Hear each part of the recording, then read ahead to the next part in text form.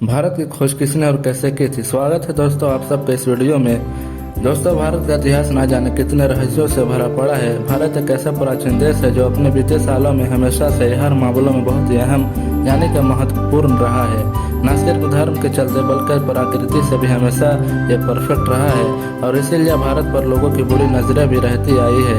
दोस्तों, 14वीं सदी में यूरोप के लोग पूरी दुनिया में व्यापार करना चाहते थे और भारत में बिजनेस करने के लिए उन्हें समुद्री रास्तों का पता नहीं था। उस समय अरब के लोग भारत के रास्तों को जानते थे, लेकिन उन्होंने यूरोप के लोगों को भारत के समुद्री रास्तों को बताने से इनकार कर दिया था।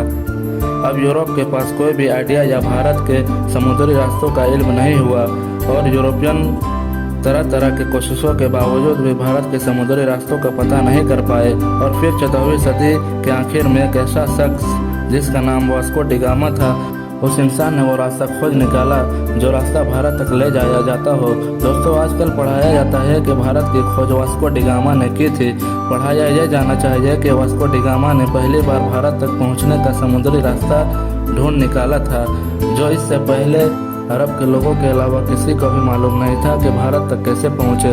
और दोस्तों, इतना ही नहीं, पहले यूरोपियन कंट्रीज के लिए भारत एक ऐसी पहेली जैसा था कि यूरोप अरब के देशों से मसाले, मिर्च आदि खरीदा करते थे, लेकिन अरब देशों के कारोबारी उन्हें ये नहीं बताती थी कि ये मसाले वह किस जगह उगाया करते हैं। यूरोपियन इस बात को समझ चुके थे कि ये कारोबारी उनसे जरूर कुछ छुपा रही है।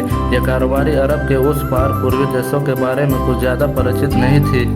जहाँ तक के सवाल भारत का है तो इसके एक और हिमालय की चोटियाँ ऐसी ऐसी है कि इसको पार करने उस दौर में नामुमकिन ही था। भारत की दूसरी तरफ और तीन तरफ से भारत को समुद्र ने घेर रखा था। ऐसे में यूरोप वासियों के लिए भारत पहुंचने के लिए तीन रास्ते थे।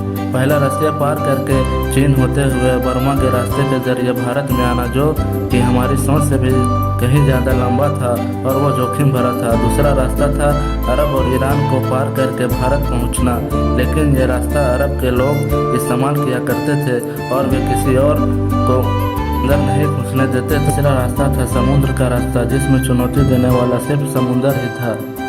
डी गामा एक पुर्तगाली नागरिक था जो पेशे से एक नाविक था। इसका जन्म 1460 ईस्वी में पुर्तगाल के साइनास में माना जाता है। उस समय अरब के लोग यूरोप में मसाले बेचा करते थे जो वो भारत से लाते थे। यूरोप में इन मसालों की मांग बहुत ज़्यादा थी, इसलिए यूरोप के लोग भारत जाकर मसाले लाना चाहते थे, लेकिन उनके लिए भारत जाने का रास्ता बहुत मेहनत और जोखिम भरा था। उन्हें भारत जाने के लिए ईरान, अफगानिस्तान होकर जाना पड़ सकता था, जो काफ़ी खर्चीला और कठिन रास्ता था। उन्हें ऐसे रास्ते की ज़रूरत थी जिससे वो भारत कम समय में पहुंच सके, और ऐसे रास्ता सिर्फ समुद्र के जरिए ही मुमकिन था। वास्को डी गामा ने भारत के रास्तों की खोज करने की ठान ली। इस ऐतिहासिक सफ़र पर निकल पड़े। 8 जुलाई 1497 में वास्को डी गामा ने अपने साथियों के साथ भारत के समुद्री रास्तों की खोज करने के लिए रवाना हो गए। इस जहाज़ पर 4170 लोगों का ग्रुप था। सबसे बड़ा जहाज़ सेंट गैब्रियल उस जहाज़ का नाम था और सबसे पहले वो साउथ अफ्रीका के अंतिम छोर उधम नामक स्थान पर पहुंचे। उसके बाद वे अफ्रीका के ही एक राज्य मोजम्बिक आए, जहां के राजा ने वास्को डी गामा की मदद की और वास्को डी गामा को एक अरब नाविक दिया गया जो भारत का रास्ता बखूबी जानता था। कुछ दिनों बाद भारत के कालीगढ़ बंदरगाह केरल राज्य में पहुंच गया। 20 मई 1498 की तारीख थी जब वास्को डी गामा भारत की कालीगढ़ बंदरगाह पर पहुंचा। भारत की खोज का यह सफ़र करीब 10 महीनों तक का रहा। भारत आकर वास्को डी गामा ने केरल राज्य के राजा से बिजनेस करने का समझौता किया। उसने कई तरह के मसाले खरीदे। भारत से पुर्तगाल आने के दौरान समुद्री तूफान से उसके जहाज़ी बेड़े को नुकसान पहुंचा और जहाज़ पर सवार कई लोग मारे गए। पुर्तगाल लौटने पर वास्को डी गामा की बड़े जोर शोर से स्वागत किया गया। अगली बार भारत आने पर उसने कालीगढ़ के राज्य पर आक्रमण कर दिया था और कत्लेआम और लूटपाट किया।